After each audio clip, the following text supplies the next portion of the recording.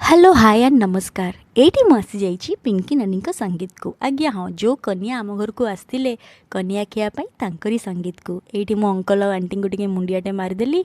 तापर सीधा पलैली कन्या को देखा करने माने आम ब्राइड को। सो ब्राइड को देखा करने आगु एत जन को मत देखा करा पड़ा। तापर जा पिंकी नानी संगे देखाला। सो संगे देखा कलापर से कहले कि शुणु मोर ए फोटोशूट हम तो ये आसी आम पाखक महाराणी भाया सी बसिक समस्त को अर्डर दौले यहाँ आण से आण एमती कर सेमती कर। मुझे कहली एत अर्डर दियोनी, तुम हाथ में जो मेहंदी कर आगे देखाओ आ तुम स्वामी ना कौट लिखिच देखाओ। से उल्टा देखते मुझे कहली सीधा देखाओ।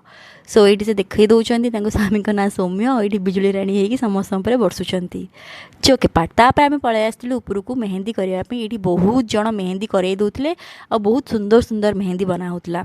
सो पिंकी नानी तो ऑलरेडी मेहंदी कर देते तो सी बसिकी खाली समस्त को कहते अरे नाच नाच नाच कि निजे आस नुले।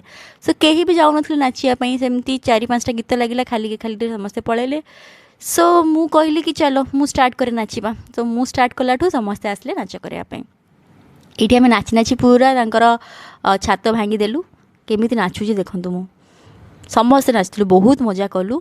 तापर स्टेप भी समस्त को बताऊला स्टेप हिसाब से समस्ते नाचुलु आम। एंड तापर नाच सरला भोक तो लगी तो घरे खाଇବା भी होता बट ये वीडियोटा करवा पॉसिबल है कहीं जेहेतु बहुत भिड़ होता ना मोबाइल धरिकी मु वीडियोटा शूट कर पार्लिनी।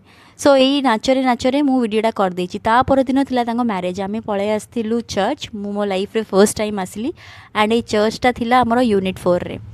बहुत ही सुंदर होती चर्चटा मुझे देखी नी। सो चर्च भितर को आम एंट्री करदेलु। एंट्री कलापर मु देखुली एक्चुअली मैरेजटा कौटी हो। सो खोजी खोजी आम पहुँची जाइलु से। तो ये पढ़ुं सब मैरेज बाइबल पढ़ाऊँगी। एत सारा लोक बहुत लोक आसते माने मु विश्वास कर पारुनी कि एत लोक आसते। बहुत ही भल लगिला, बहुत ही शांति थिला सेठी। तापरे तांकर बाइबल पढ़ा हैला पारे से तांकर वेल उठे जोटा से व्हाइट कलर पिंधि सेटा को से उठेकी तांको मुह देखिथिले और तापरे तांकर सेठी रजिस्ट्रेशन भी हो जाइथिला। सो ये सब सरला आम जोरे ताली मारिलु ये। तापर आम पलि आसलु साइड रे बनई अरेंजमेंट। मु ट्राए करूली ये मूर्ति भाया हाँपाई बट एपिकली फेल्ड हेली। आउ ये बढ़िया से डेकोरेट करते एत बढ़िया से सजाई खाली सब फोटो उठा को इच्छा होता। देखो तो केते सुंदर है ना। ये साइड रे गोटे कौनटा होता घोड़ा होता ना कौन होता मुझे जानीपारे बट बहुत सुंदर होता। तापर ये रिचुअल थिला कि आम बर को पैसा मागिबू मागिलु हेले जीजू टिके कंजूसी करदेले। सो जीजू पैसा देलापर भितर को छड़ा होता। ये साले साहब दीदी और जीजू सांगे स्वाग रे एंट्री करुछंती। तो एंट्री कलापर एबे थिला केक कटिंग। तांकर जो फ्लावर गर्ल्स दी जण दी साइड रे बसचंती। तापर केक कटिंग हो गला।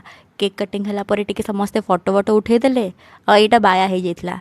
तापर ये आसीगले से सेकेंड लुक नापाई। देखो रेड कलर साड़ी रे केते बढ़िया केते सुंदर देखा ना। मु तो कहि पूरा माने समस्त सेंटर ऑफ अट्रैक्शन थिले पिंकी नानी।